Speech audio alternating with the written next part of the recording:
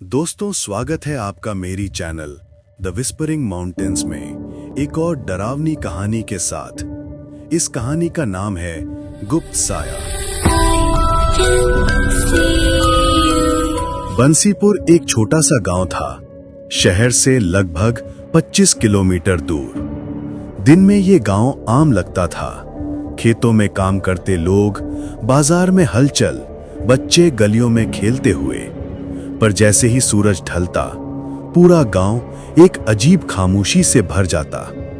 लोग कहते थे इस खामोशी की वजह एक पुरानी हवेली थी जो जंगल के किनारे खड़ी थी। हवेली को लोग ठाकुर हवेली कहते थे। दीवारों पे बेल उगाए थे, खिड़कियां टूटी हुई थीं और रात को वहां से अक्सर अजीब आवाजों की अफवाह फैलती थी। कभी रोती हुई औरत की चीख, कभी हंसी। लोगों का कहना था कि वहां एक गुप्त साया रहता है जो अंधेरे में छुपकर इंसानों को देख रहा होता है। कहानी का किरदार है आरव, 26 साल का लड़का जो शहर में जॉब करते करते थक चुका था।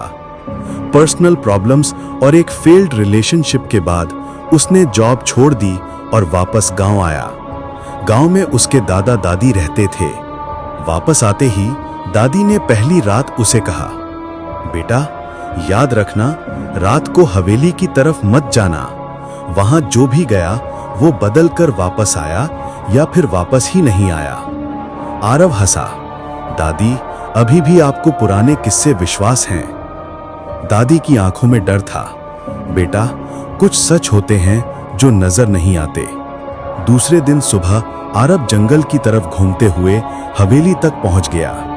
सूरज की रोशनी में भी हवेली डरावनी लग रही थी।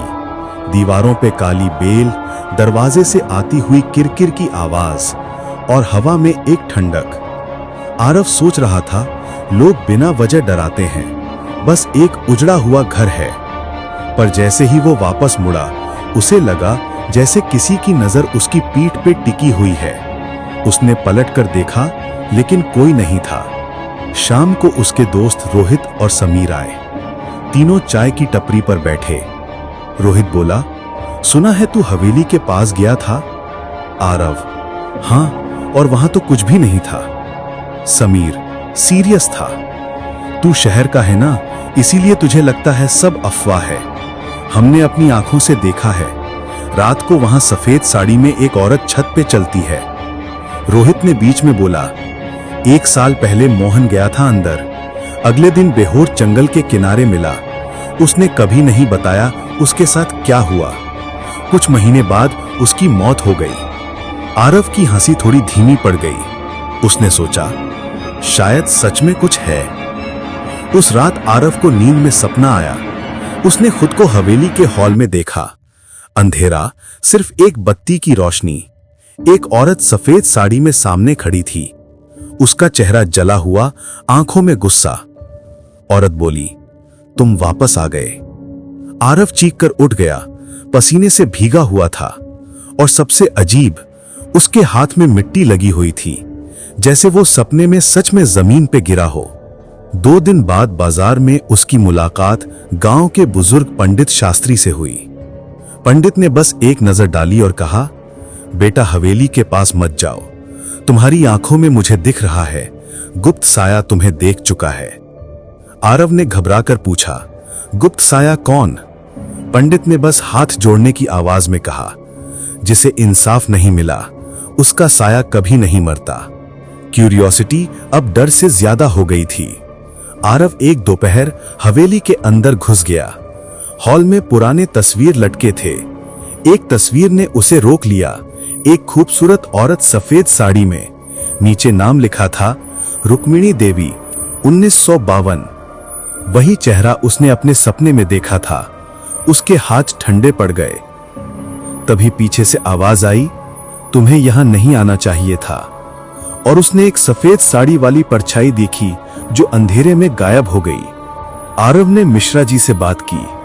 पहले तो वो चुप रहे, फिर धीरे से बोले, बेटा 70 साल पहले ठाकुर सूर्य प्रताप ने अपनी बीवी रुक्मिणी देवी को हवेली में बंद करके जला दिया था। उसका दिल एक और औरत पे आ गया था। गांव वालों ने जुल्म देखा पर आवाज नहीं उठाई। तब से उसकी आत्मा भटक रही है, गुप्त साया बनकर। आरव का दिल कांप गया। उसने डिसाइड किया कि वो सच सामने लाएगा। एक अंधेरी रात आरव टॉर्च लेकर हवेली में घुसा। अंधेरा इतना घना था जैसे दीवारें उसे निगल रही हों।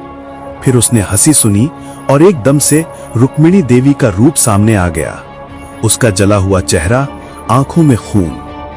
आरव चिल्लाया, मुझे बताओ तुम्हें क्या चाहिए? औरत बोली, इंसाफ। जब तक मेरा दर्द सबके सामने नहीं आएगा मैं शांत नहीं होंगी। अगले सुबह आरव ने गांव के सब लोग जमा किए। मिश्रा जी ने सबके सामने सच बताया। लोग रो पड़े, अपना पाप स्वीकार किया। हवेली की दीवारों में जो चीख चिपकी थी जैसे एकदम से चुप हो गई।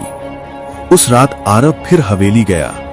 हॉल में उसने देखा रुक्मिणी देवी सामने खड़ी है, पर इस बार उसके चेहरे पे न गुस्सा था न दर्द, सिर्फ शांति।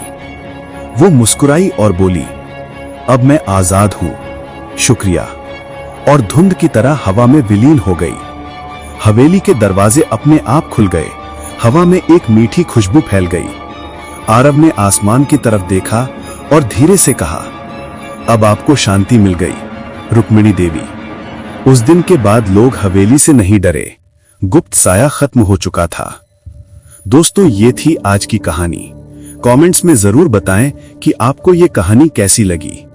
मिलते हैं आपसे अगली दिलचस्प कहानी के साथ। तब तक के लिए चैनल को सब्सक्राइब और वीडियो को लाइक कीजिए। Good night.